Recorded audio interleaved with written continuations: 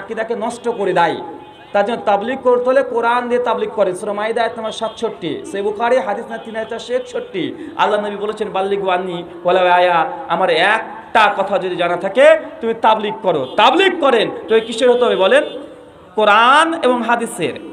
যদি কোনো বিশেষ বইয়ের তাবলীগ হয় এটা উচিত নয়। তাই তাবলীগ জামাতের স্বয়ং নিজেদেরই ইসলাহ দরকার আছে।